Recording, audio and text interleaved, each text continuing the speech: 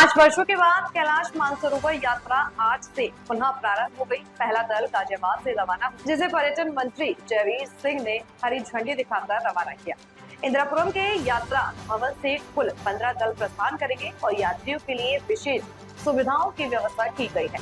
पर्यटन मंत्री जयवीर सिंह ने कहा, सबसे पहले यह कोई लंबा इंतजार नहीं, बल्कि उत्तर प्रदेश के लिए एक बहुत बड़ा सौभाग्य है। पहली बार पूरे देश से कैलाश मानसरोवर के श्रद्धालु और तीर्थ यात्री इस पावन भूमि गाजियाबाद से अपनी पवित्र यात्रा की शुरुआत कर रहे हैं, जो मेरी कर्म भूमि और जन्मभूमि भी है। पहली बार इस आध्यात्मिक भूमि से, जिसे आचार्य प्रबोध कृष्णम जी का आशीर्वाद प्राप्त है, तीर्थ यात्रियों का प्रस्थान हो रहा है। देखिए, पहली बात तो ये कि लंबा समय नहीं, अपने उत्तर प्रदेश के लिए पहला सौभाग्य है, जहाँ से देश के सभी प्रांतों के मानसरोवर के श्रद्धालु और यात्री इस पावन गाजियाबाद की भूमि से, माननीय मंत्री की कर्म भूमि जन्मभूमि से पहली बार प्रस्थान करेंगे। आदरणीय प्रमोद कृष्णम जी की इस तपो भूमि से पहली बार यहाँ से प्रस्थान कर रहे हैं।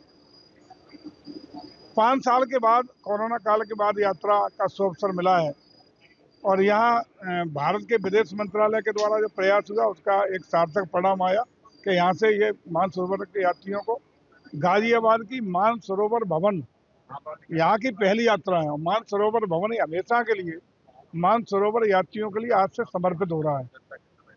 यहीं से प्रतिवर्ष यात्रा का शुभारंभ हुआ करेगा। ये गाजियाबाद का सौभाग्य, यहाँ की पुण्य भूमि का सौभाग्य, हम सबका सौभाग्य है।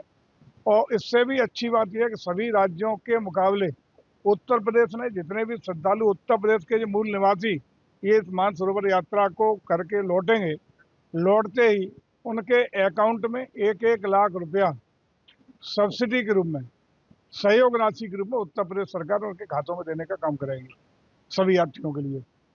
ये मैं समझता हूँ कि हम सबके लिए एक इसलिए धरातल पर उतर पा रहा है क्योंकि आज योगी जी और मोदी जी जैसे संत तपस्वी, सनातन संस्कार और परंपरा विश्वास रखने वाले, भारत का नेतृत्व करने वाले लोग हैं।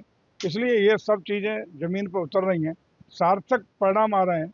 और हम समझता हूँ कि भारत की सनातन संस्कृति, जिसका संदेश हमेशा रहा है वसुधैव कुटुंबकम का, जिसका संदेश रहा है सर्वे संत सर्वे भवन्तु सुखिनः सर्वे भवन्तु निरामया, इस संदेश को सार्थकता देने के लिए पूरा दुनिया एक परिवार है और सभी का भला हो, जीव जंतु पशु पक्षी प्राणी मात्र का भला हो, इसी संस्कृति को सार्थकता के साथ धरातल पर उतारने का ये प्रयास आज हमारी दोनों सरकारों के द्वारा हो रहा है।